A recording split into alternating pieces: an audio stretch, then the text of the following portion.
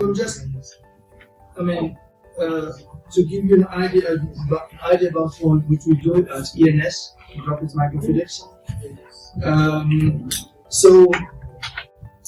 It's mostly related to droplet microfluidics and optofluidics, and this is the techniques that we're using, and actually you apply them for different topics,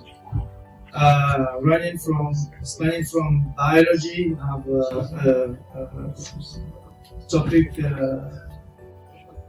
with Professor Dominique Fomi, which is here, about especially antibiotics and bacteria, and also we have collaboration with Professor Benassa about the optimization and also Professor Sivanjan of heat transfer for cooling batteries and electrical components.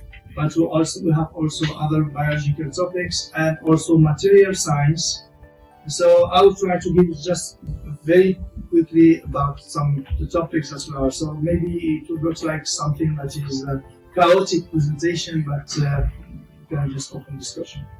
Okay, so here we have, for instance, we are not using only droplets, and we use droplets also to fabricate microspheres, microcapsules that can serve as building blocks for other materials, for material science, or as microreactors, or as optical resonators, for instance, for biosensing and other applications. So you know that microfluidics is not a new science, it's old science. Maybe Quasar was the first about talking about, it's in French, was defining maybe the microfluidic at that time. So what changed, our nature is doing this since ages. But what changes actually during the last decades is the technique that we are using, to develop devices and the modulation and all the design that we can do. So I'm not going to emphasize all this detail now. Basically, microfluidics or single phase microfluidics, because of the low Reynolds numbers, the flow is mainly laminar. So if you want to make reactions, this may be a little bit complicated because if you want to mix reactors, only diffusion will be the main driving force. And if you want to activate to get it faster, then probably you need to go further. But before going further, using droplets. But just before, what makes the magic of microfluidics is that you can use really have nice application like sorting just with a micro channel. You can sort particles depending versus their size very easily using the H filter, for instance, the very known H filter. And this is based on advection between competition between diffusion and advection. So this can be done nicely. You can sort very easily particles, for instance, or protein.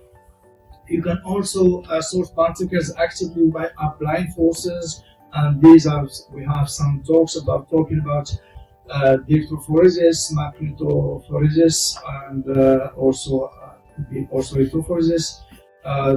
For instance, you can a nice paper a few years ago, almost already 10 years ago, about the sorting of cancer cell tumor cell collected sorting CTCs using magnetic forces, using magnetic nanoparticles that are targeting some tumor cells, and this can be done easily because this, for instance, here you can see two images. This is images that we did during an internship of our students, just incorporating magnetic nanoparticles, and then you see without applying any magnetic field.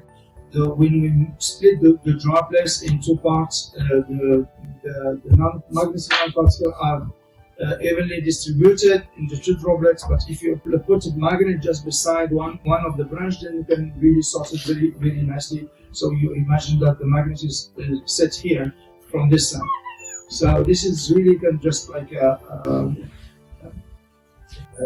one-shot experiment and very quickly.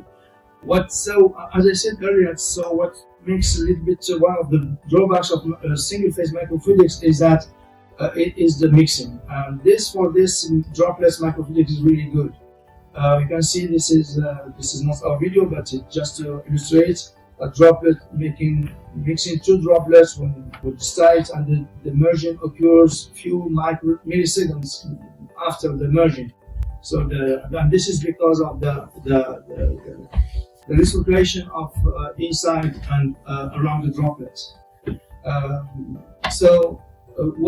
What is also very interesting with droplets microfluidics is that you can control, produce and control the size and content of droplets very nicely, and every droplet can be used as microreactors, either for biological assays, for chemical reaction, for physical processes, and so on.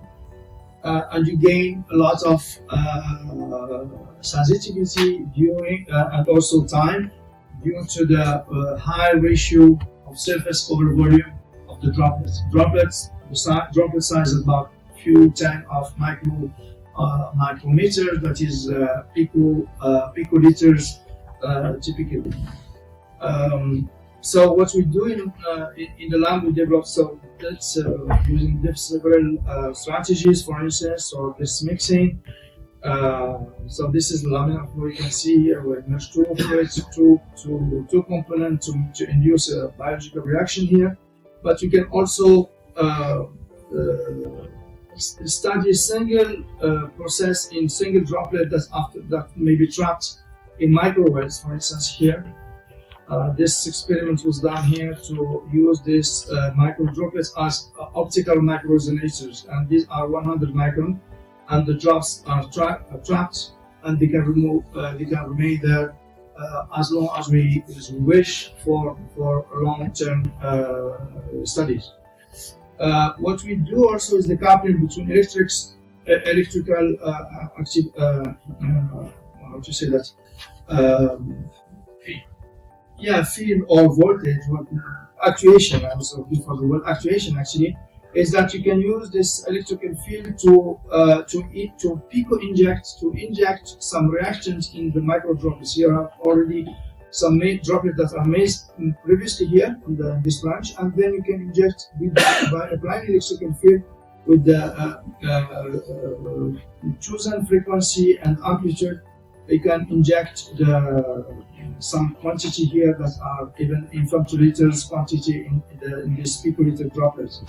To illustrate this, for instance, here, if you don't apply the electrical field, there is no merging of the drops. Well, this is just making new drops and that merging with the other one. But if you apply the electrical field, you can see this in this solution here.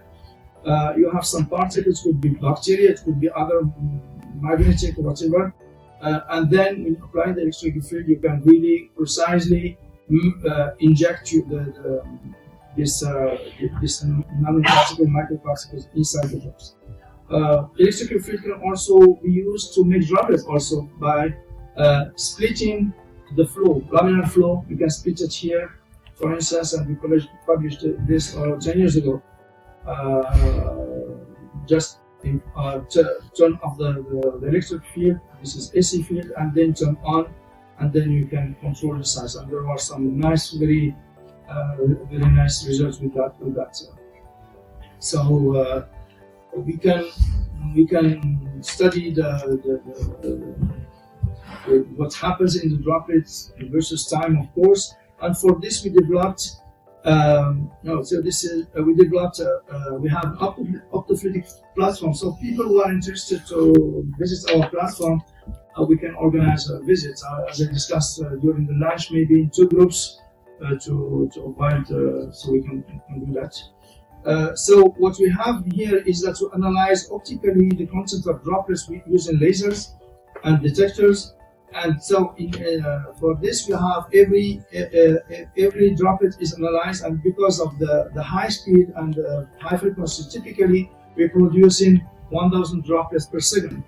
So, and we can follow that in real time. So analyze the profile of these peaks that give us information about what's happening inside the droplets, but also around the droplets, with an interaction with the surrounding. We can encapsulate cells. This was done not long ago, but just again to illustrate that you can analyze what's happening. For instance, in this droplet, there was some cells that was mixed with some enzymes, and this enzyme is enhancing this reaction, metabolic reaction, that is a beta-galactosidase enzyme, and this metabolized this compound. When this sugar is metabolized, it liberates a fluorescein molecule that we can detect, for instance, in real time. And this gives you an idea about what's happening in the cell in real time to follow enzymatic reactions, for instance. Also, which is maybe of interest of the topic of our workshop, is that we can produce also some microfluidic devices that can enhance mechanical solicitation stresses on wells, the same wells that you showed earlier, that you can put cells inside, and then you can undergo, for instance, just with the pneumatic solicitation, you can study the effect of this mechanical solicitation on the culture of the cells. So you can choose the different. So here we compress this way, in the other we compress this way, and so this was the topic of N2 research thesis of Nahid, and he continued the PhD, not continue on this topic but another topic. So we studied. One other topic also is that LUMING is a linear light and matter interaction lab. So we developed, for instance, for this optical technique that allows us to control the merging of two droplets, and this is very important. For instance, this was induced by collaboration with biologists from ENS. They were interested here. It's illustrated here. They were interested to follow the mechanism, to understand the mechanism of compaction of chromatin of DNA. That is, this process is very fast, and this can be controlled by proteins. And as soon as they mix the proteins and the chromatin, the DNA, they just compacted or uncompact very quickly, and because it happens probably in below the millisecond time scale. And the idea was here, okay, why not to control the merging of two droplets containing DNA and these proteins, and then to follow exactly from time zero this merging. So we started to collaborate with chemists from ENS also, that allows us to synthesize a surfactant, because droplets need to be stabilized by surfactant in order to avoid merging. And these surfactants are sensitive to light. So we illuminate. So I don't know if it's clear here, but we are shining with a laser, first laser here. We start here, so we see that the spot, and we can measure remotely exactly what we want to follow the. Unfortunately, we didn't go further in this project, at least for the biological application, because we noticed after that the merging is also limited by the diffusion of surfactant at this time scale. In microfluidics, at the micro scale, diffusion is really very important, as you know.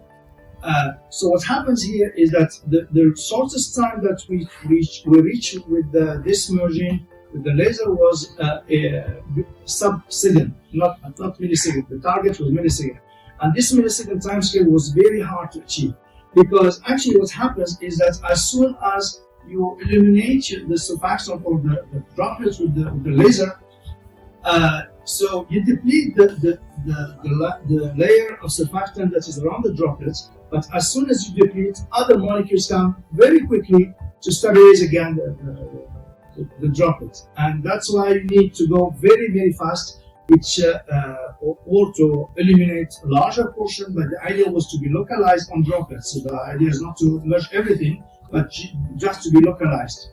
But it was very interesting. For instance, by comparing the limits of our merging, we could deduce, for instance, the diffusion coefficient of this surfactant in this part, because we put the surfactant in there. So we can follow optically actually what happens in, as you understand, what happens around the droplets. For instance, we could use this surfactant could be charged surfactant, which is one carrying a negative charge around the droplets, and then if we put some proofs like rhodamine B, for instance, that's carrying a charge in it, then we can monitor the interaction between the drops, between the dye and the surfactant, which is around the droplet surface. And this, for instance, because of we have making a drop flowing in microchannel, you have streaming effect. That is circulation line that I bring in the surfactant from the front and getting them at the rear of the drops because of this circulation. They cannot get into the drops because they stay at the rear. And this means that you introduce a gradient of surfactant around the drop, making a gradient of surface tension. And because of this surfactant is charged, so you can attract more fluorescent molecules, and you can visualize that. So you can see here, for instance, by increasing the velocity, you can see that you gather more and more dye molecules because you have more and more charged surfactant at the rear of the drop. So, and this is very interesting because you really can monitor what's happening around the drop. We could, for instance, analyze the shape depending on the surface, on the surfactant, versus the flow, velocity, and so on. And also we did some testing by changing the pH process, and we see changes happen. So I can discuss this. By the way, some other questions that arise from this result are not solved yet because for us it's not very intuitive as a result.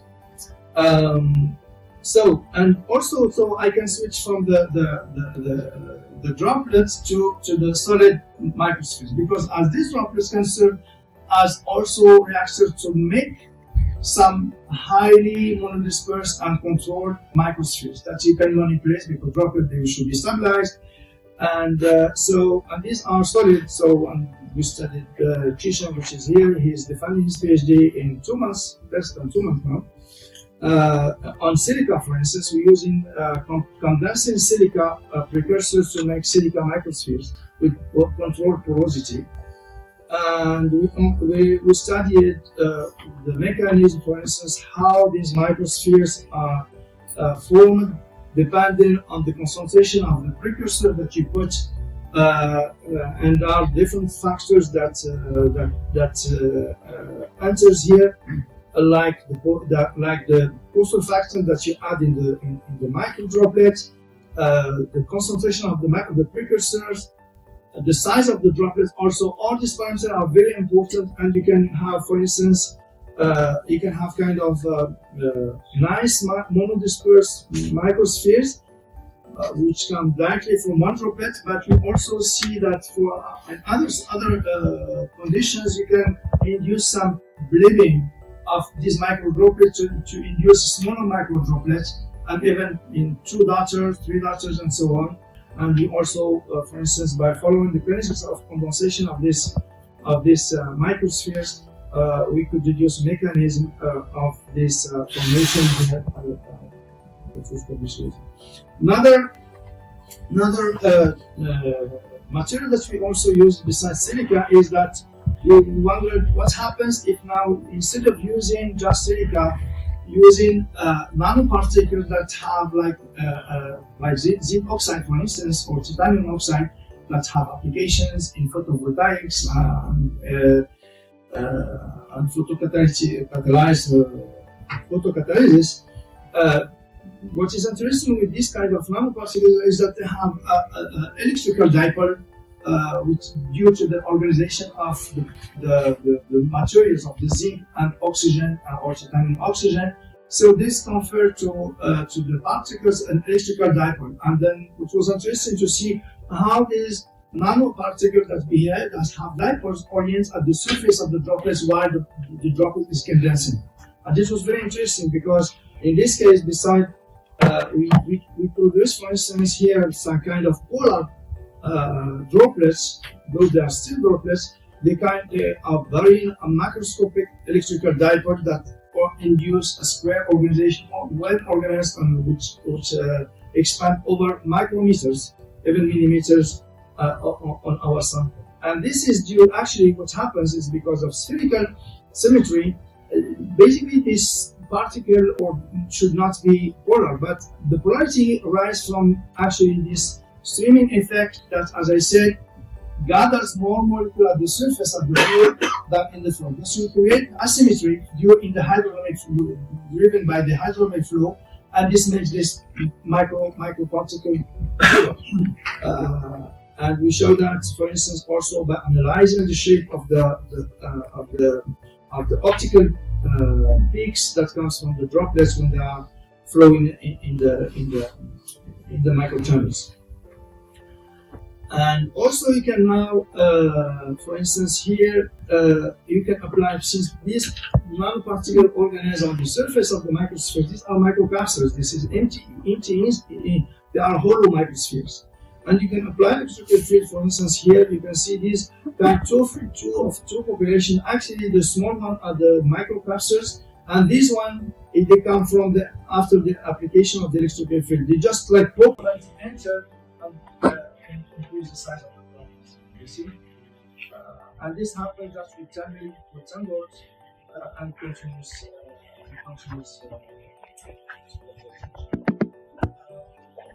Lasers we can play with the particles that just eliminate them, we change the shape of the surface of microspheres, and then the organisms, since they have the same size, they use very mass organization. Basically, typically hexagonal organization, but it could be also square organization because of this polarity that is carried by the microspheres.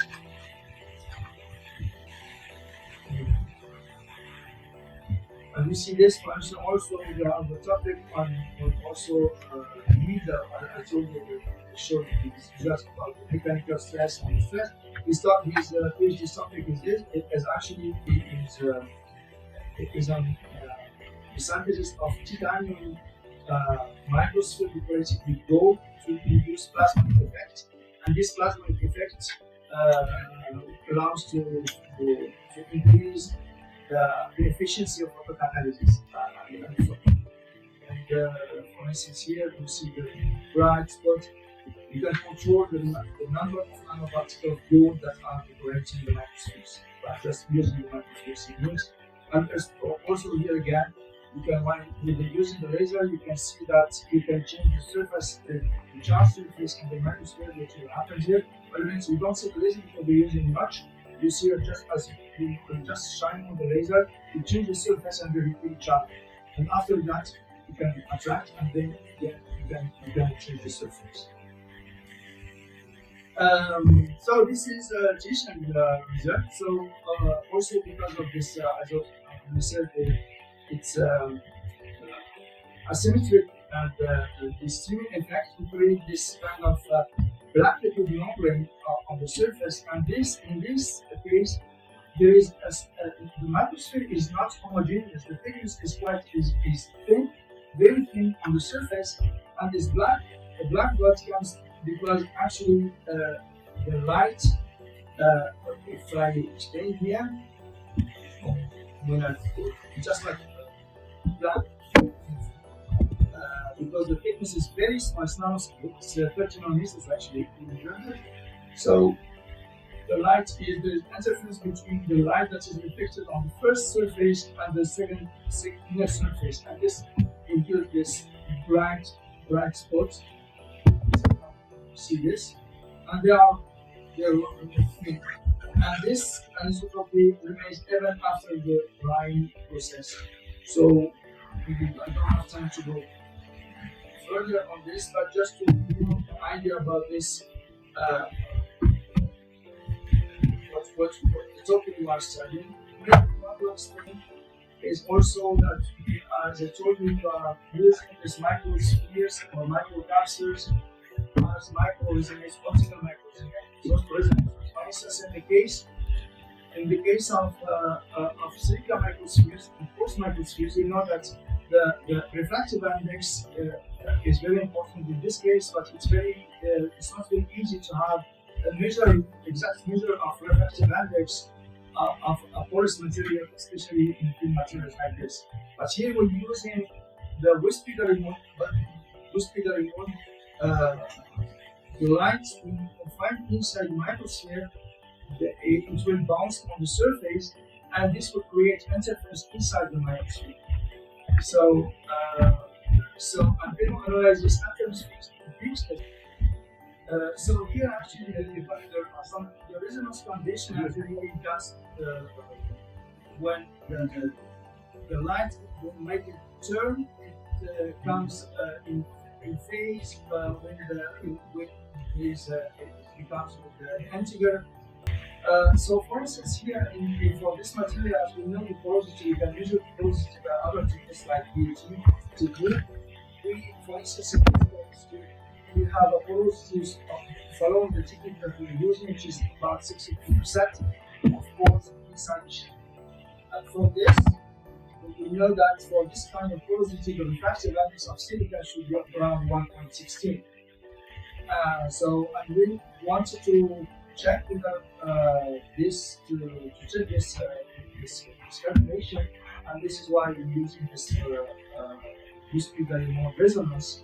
And by analyzing the interference here, the distance between two groups, actually doing a full resonance one, we can deduce a refractive index which matches exactly here in our case the refractive index that we're expecting. So this is really, and this is because we are controlling the size and the spacity and the advanced the microfluidics areas.